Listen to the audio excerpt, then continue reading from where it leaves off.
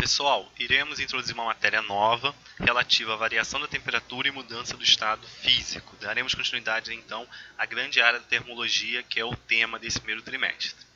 Essa aula será dividida em duas partes. Farei um primeiro vídeo, que é esse aqui, composto por 3 slides, onde abordaremos a parte teórica.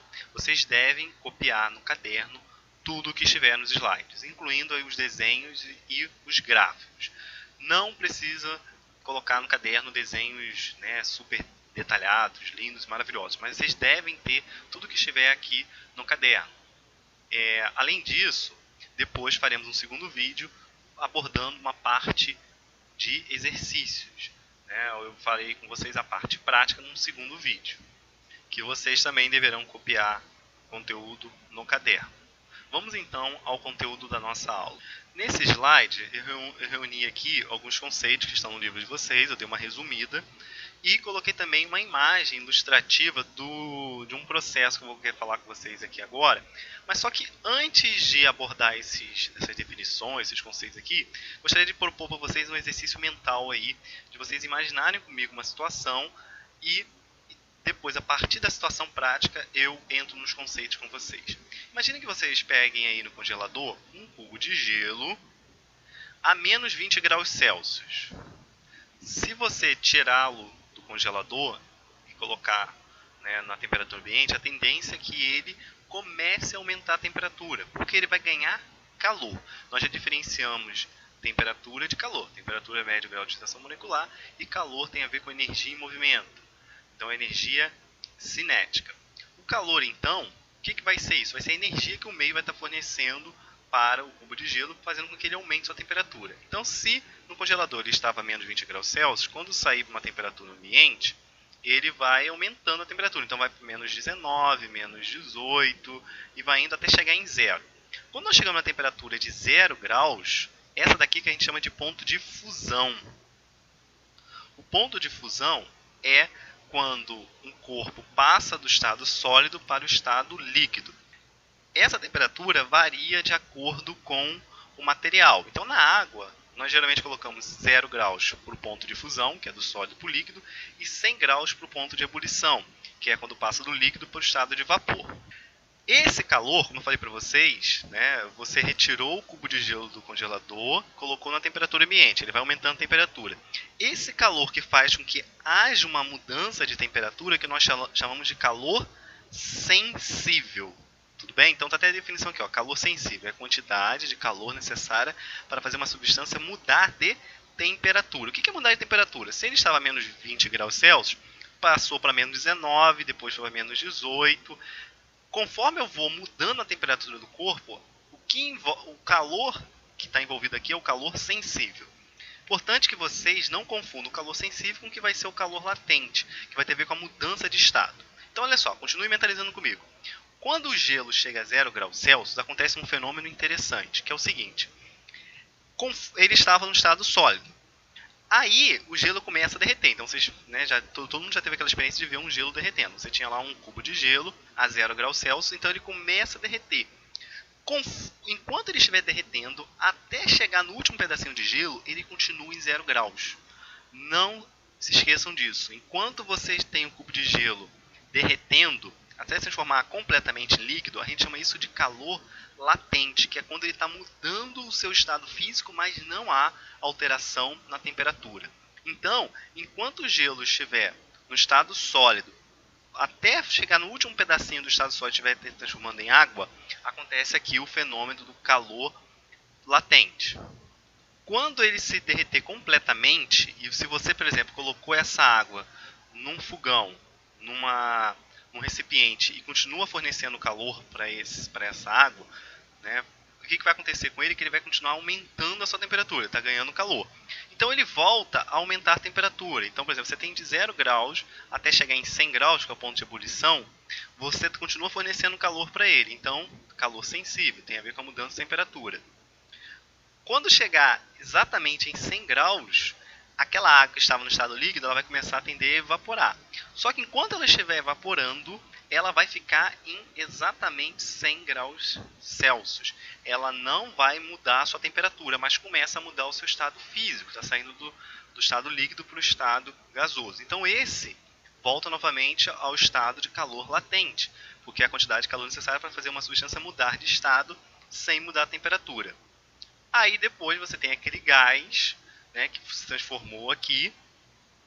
Você pode continuar fornecendo calor para ele, então esse gás que estava a 100 graus, ele vai passando para 101, 102, 103, 120, por exemplo, 140, 150. Então ele vai aumentando sua temperatura, volta a ser calor sensível. O que nós não devemos esquecer aqui? O calor sensível é aquele que está envolvido com a mudança de temperatura. Então você vai aumentando a temperatura, mas não muda o estado físico dele. Então, enquanto, por exemplo, o gelo estava em menos 20 graus, depois passou para menos 19, ele continuou sendo sólido, só que ele mudou a temperatura. Então foi um calor sensível aqui. Quando ele chega a 0 graus e ele vai mudar o seu estado físico e ele não muda a sua temperatura, que a gente chama de calor latente. Então é importante que vocês não esqueçam disso aqui. Mudou a temperatura, mas não muda o estado físico, é calor sensível. Muda o estado físico, mas não muda a temperatura, é calor latente. O que eu acabei de explicar com um exemplo, vocês podem visualizar na forma de gráfico.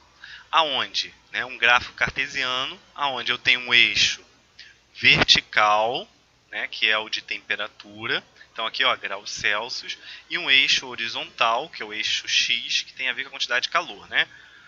O que vocês, aqui no eixo vertical, que é o eixo Y, tem aqui as temperaturas, né? Esse gráfico aqui, você poderia pegar a temperatura com menos 20 graus, que era o que estava, né, no problema. Mas não importa, você pode ter temperatura que for negativa aqui do gelo.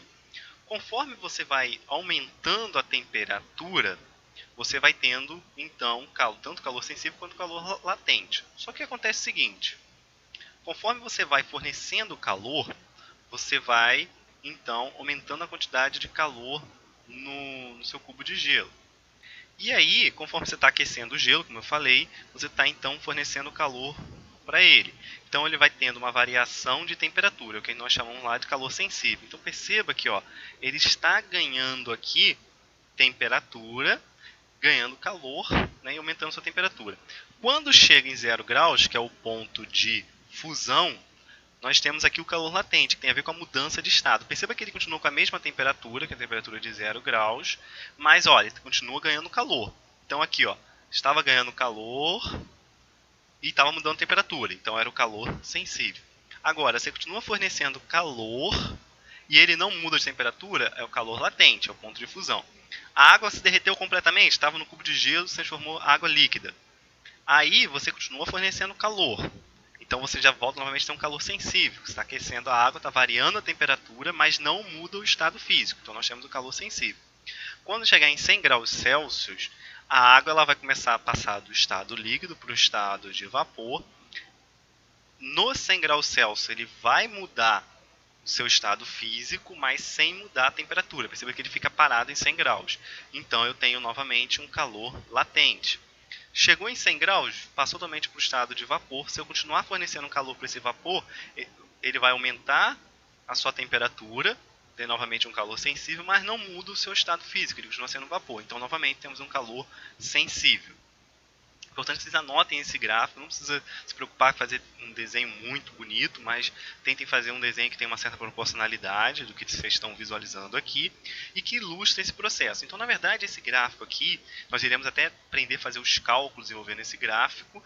Ele, na verdade, é só uma explicação, mais assim, um caráter mais matemático, mais científico, para esse exemplo prático que vocês já estão familiarizados, que foi o que eu acabei de escrever aqui. O que eu escrevi para vocês aqui é o que está nesse gráfico de forma matemática, mais científica. E, inclusive tem a forma de a gente calcular isso, que é o objeto desse próximo slide aqui.